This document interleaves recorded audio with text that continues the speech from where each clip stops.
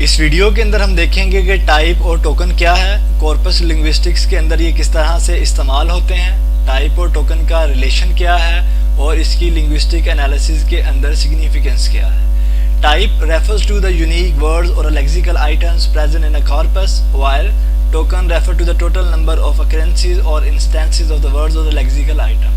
हमारे पास एक कॉर्परा के अंदर, एक डिजिटल डाटाबेस के अंदर कोई यूनिक वर्ड्स कितनी दफ़ा रिपीट हो रहे हैं, जो कितने यूनिक वर्ड्स हैं, कितने लेक्सिकल आइटम्स हैं, वो हमारे पास टाइप्स हैं। और टोकन हमारे पास कोई चीज़ जितनी दफ़ा भी रिपीट हो रही हो, total number of occurrences and instances. अब अगर कोई वर्ड, एक ही वर्ड 2 दफ़ा रिपीट हो रहा है तो वो टोकन तो 2 होंगे, लेकिन वो टाइप 1 के अंदर आता है। Let us explain with the help of examples. The cat chase the mouse, इसके अंदर अगर हम देखें तो हमारे पास टोटल नंबर ऑफ टोकन्स 5 हैं, क्योंकि इसके अंदर टोटल 5 वर्ड्स हैं। लेकिन अगर टाइप की बात की जाए तो इसके अंदर द वर्ड दा जो है वो 2 दफ़ा रिपीट हो रहा है, तो इसकी वजह से टाइप इसके अंदर 4। इसके अंदर next example, the sun is shining brightly today. इस साइड पे हमारे पास टाइप है और इस साइड पे हमारे पास, अगर इसमें देखें तो कोई भी वर्ड 2 दफ़ा रिपीट नहीं हो रहा है। It's mean there are 6 types and there are 6 tokens in this example. इसमें अगर फर्दर हम देखें तो ये जॉन 3 दफ़ा से रिपीट हो रहा है, मतलब जॉन एक ही वर्ड है, तो ये टाइप 1 ही के अंदर आता है। लेकिन क्योंकि ये 3 दफ़ा आ रहा है तो ये टोकन 3 होंगे।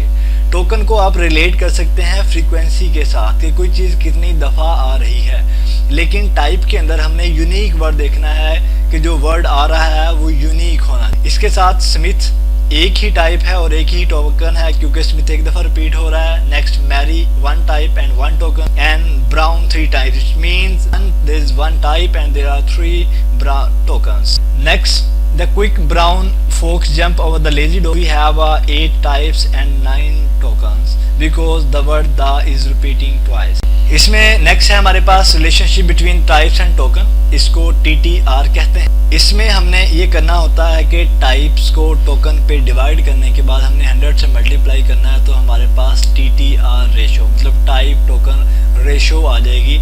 और ये डिनोट क्या करता है बेसिक, अगर कोई बंदा, कोई राइटर इसमें बार बार सेम वर्ड्स रिपीट करी जा रहा है तो उसके पास, हमारे पास टोकन ज़्यादा होंगे और टाइप्स कम होंगी। इसका मतलब जो डिनोमिनेटर है वो ग्रेटर हो जाएगा और हमारे पास TTR रेशो कम। जब TTR रेशो कम होगी तो इसका मतलब है कि किसी राइटर की जो लेक्सिकल रिचनेस है वो कम। तो ये एक इसकी सिग्निफिकेंस है कि हमने किसी भी डेटाबेस के अंदर किसी की भी राइटर की अगर लेक्सिकल रेंज चेक करनी हो, लिंग्विस्टिक डाइवर्सिटी चेक करनी हो, तो हम उसके लिए टाइप टोकन रेशो चेक करते हैं।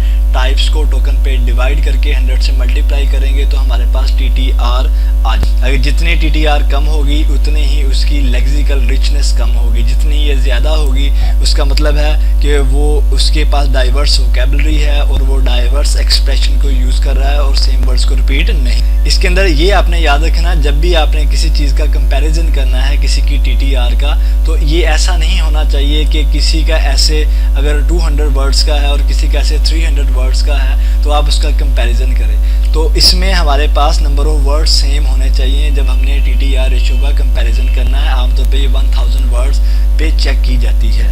नेक्स्ट, आमतौर पे अगर हम देखें तो हमारे पास जो आर्टिकल्स होते हैं द, ए, इस तरह के टोकन्स के अंदर आते हैं। तो टोकन या तो हमेशा बराबर हो सकते हैं या ग्रेटर हो सकते हैं, ये कभी भी टाइप से कम नहीं हो सकते।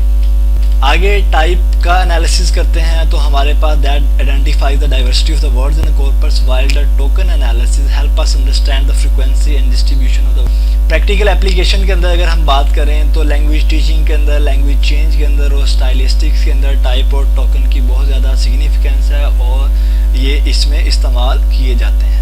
Hope you understand the type and